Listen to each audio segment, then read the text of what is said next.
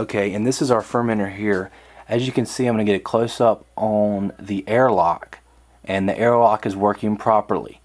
And now what that's doing is releasing CO2 from the wort. What's happening right now is down inside here, it's kind of difficult to see, and I'm not sure if I can pick it up on the camera or not, but there's a lot of little bubbles going on right now. And if you see that bubbling, if you can kind of see that movement that's going on inside there, that is that's the yeast. And you can see the yeast right there, and it's actually it's doing its magic. What's happening right now is the yeast is feeding off of the sugars which are in the wort that we made last night. And when the yeast feeds off of the sugar, the byproduct is alcohol and CO2. And so because there's going to be a lot of CO2 released, and we don't want to run the potential of the carboy exploding, which is what the glass container is, we had to find a way to let the air out. And so that's what the airlock on top is for. So that's 5 gallons that it's going to make, and we're looking forward to bottling that in about a week from now, once the fermentation process stops. Now here's the second piece of equipment right here, which is the bottling bucket. It's a 5-gallon food grade quality bucket, and what we're going to do is we're going to transfer the wort, which I guess will then be beer, into the bottling bucket, and then from the bottling bucket we'll be ready to actually bottle the beer. So in the next process, we're going to be mixing a priming sugar along with the beer, and once you use that priming sugar you can bottle it, which will also continue, the yeast will continue to feed off of the sugars which are in the bottle, and from there it will continue to make carbonation in the bottle itself, and you'll have a carbonated bottle once it's ready to be consumed. Here's a few more items we've got. There's our tap. This is our tap right here, which is going to go, it's going to go onto the bottling bucket, and let's see, this is where the tap goes in at, and we'll be able to attach that, and then we'll be able to bottle each beer. Right here is a siphon tube which we'll use to siphon the beer from the carboy into the bottling bucket. And what you want to do is you're going to want to siphon because you want to have the least amount of air as possible.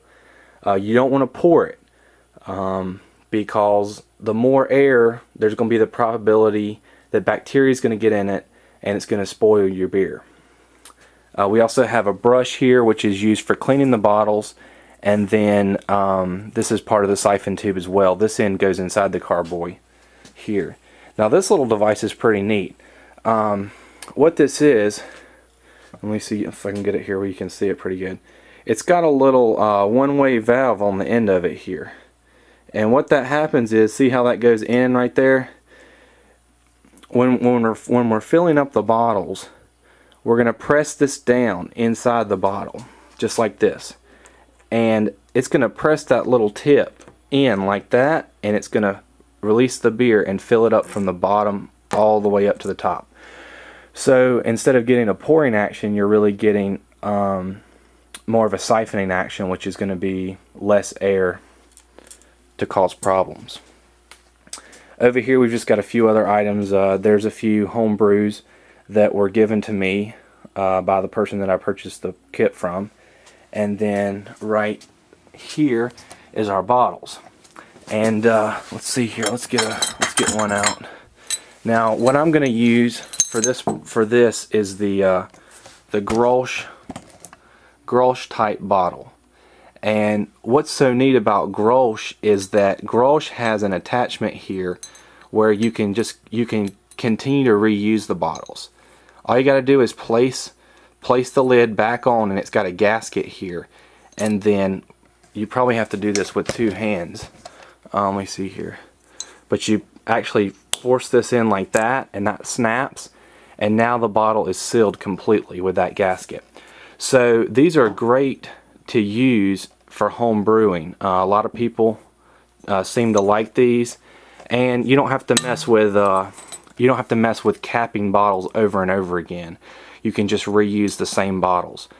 Now the caps themselves, I do have those, but they those are a little bit more detailed of a process, and I won't go into that right now since I'm not using the actual capper for this home brew. Might be using it in the future though. So anyways, back to our airlock there, and as you can see, it's bubbling right away, and that's been going on now for probably about 20 hours now, and in a week it'll be complete, and we will be ready for the next stage, the bottling stage. And then after that, we will let the beer sit in the bottles for 4 to 6 more weeks, so that they can reach full maturity, and from there you'll be able to enjoy it. And so we are making an all malt amber ale for this home brew. This is my first home brew.